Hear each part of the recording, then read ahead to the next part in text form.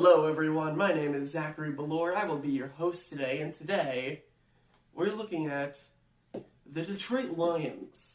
The season's about to get underway, and I want to take a deeper look at this team because there's a lot of hype for it, and I don't know why. Roll the intro.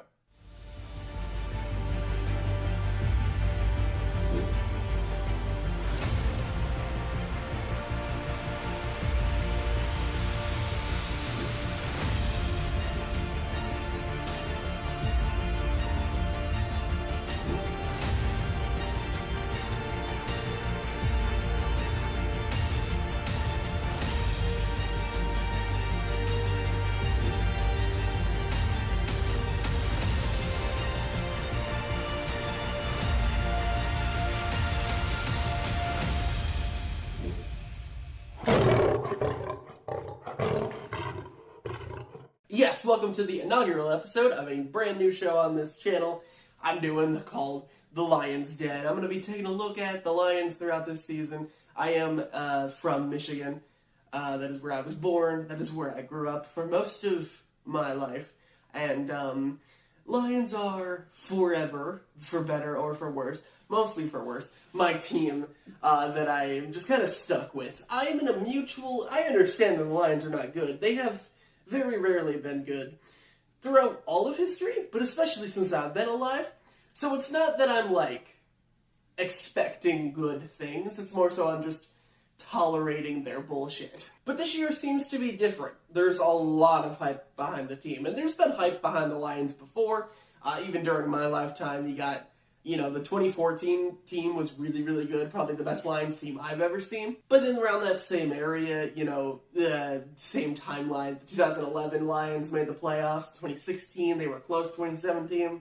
So there's been some hype before, but never this amount of national hype. See, the Lions always thrive on being an under-the-radar team that people just assume are going to be bad, and then if they happen to be good, then that's like a general surprise. And that's where it works well for them. But this year is different, because this year, national news is highlighting the Lions. They're like one of the betting favorites to win the NFC, and that's never good. Like I said, they thrive on being an under-the-radar team. This year, they are very much not under the radar. And anytime you put, actual expectations or pressure on any Lions team to succeed, they never ever do.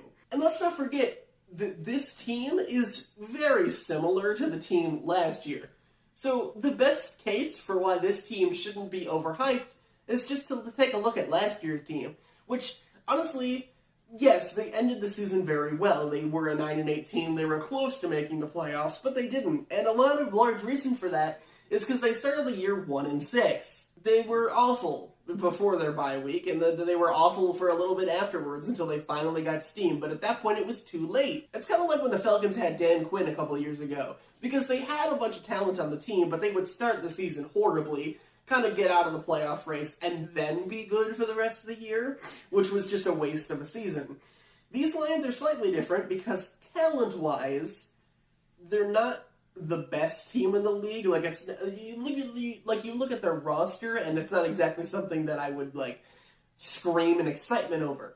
But they do have some talent, and they are getting a little bit more, especially on defense with a lot of moves that they made in the offseason. Need I remind you, though, that this is the same team that played maybe the worst game I've ever seen them play against the Patriots last year. That game was atrocious, and is the number one reason why I'm skeptical of Jared Goff, which is the next problem on my list here. Goff played a fairly decent year last year, and it's not like he can't be a good quarterback. He made a Super Bowl in LA. He had statistically a not bad year his first year in Detroit, though the team sucked, and then last year he actually played pretty well. Here's the thing though, Goff has always been a streaky player. Even in LA when they had their winning streak, he wasn't the reason for the win streak.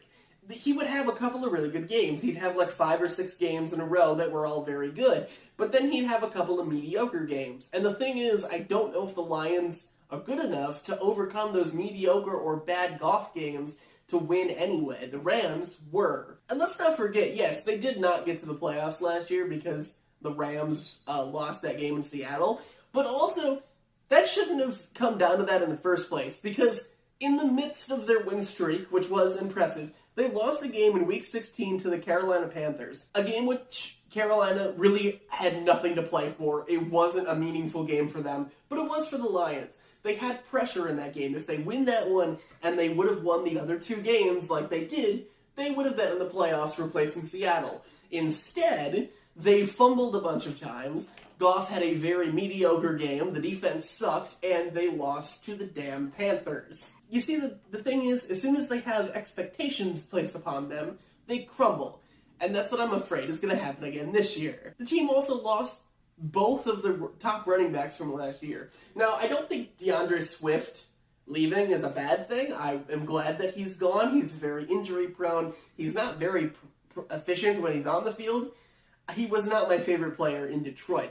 But Jamal Williams, I know last year didn't have like a super big yards per carry, but all he did was, break Barry Sanders' rushing record for touchdowns, not yards.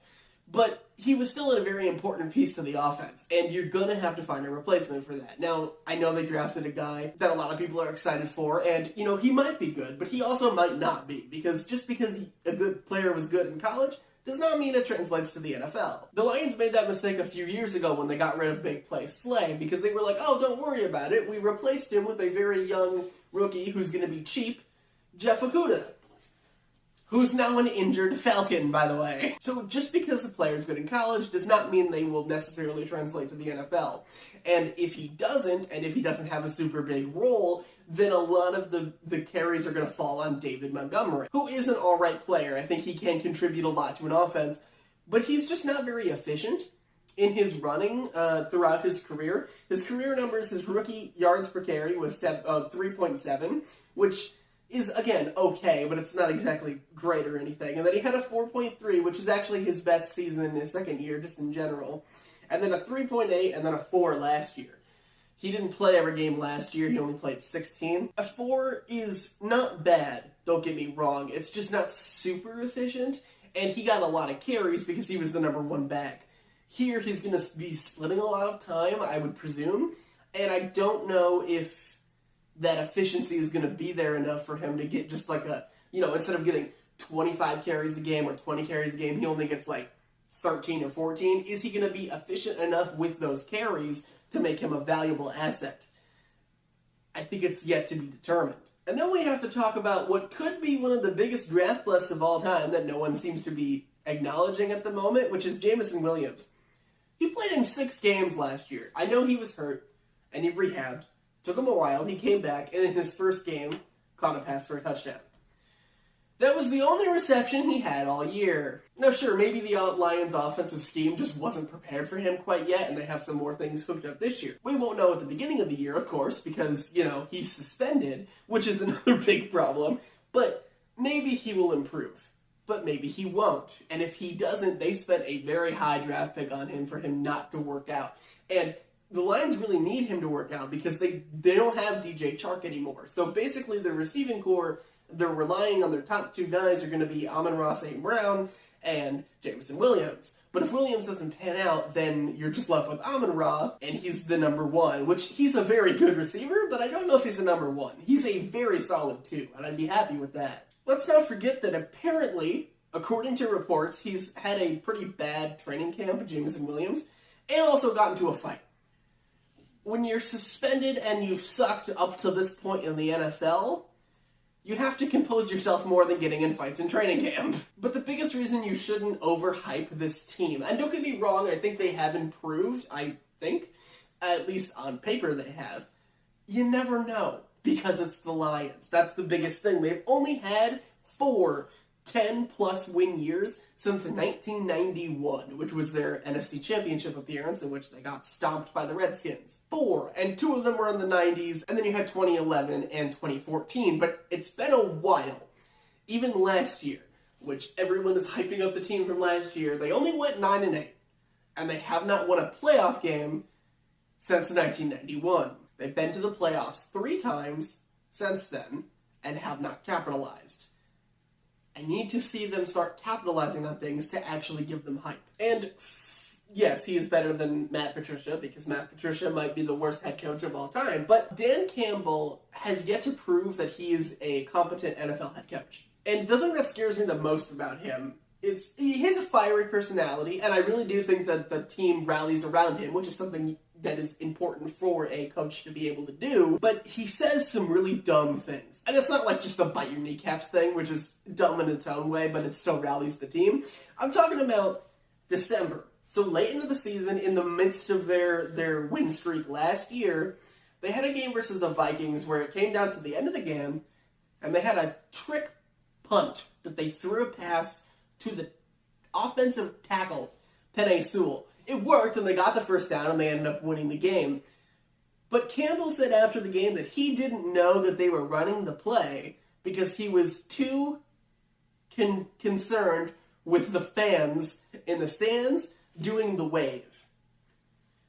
Now, I really hope that's a joke, and maybe it was, but I am not confident that it is. And if that's actually true, that he was genuinely too concerned with the fans to notice what play call they were running, hey, you're not going to win anything in January. That's not possible. And yeah, maybe it was just a joke, but I don't know that it's not. And until I know that it's not, I'm not going to fully trust him. He has not earned the trust yet, because I've been watching the Lions for 20 years. Their best season was 2014. And that was a long time ago. And even then, they didn't win a playoff game. It really just comes down to, you have to show me that you actually have changed. They keep saying they have, keep saying they've built this culture, and maybe they have. And I want to put faith in them. But time after time after time after time after time after time after time after time, it just hasn't worked out. And until I see it work out, I'm gonna have to say, stop hyping this team.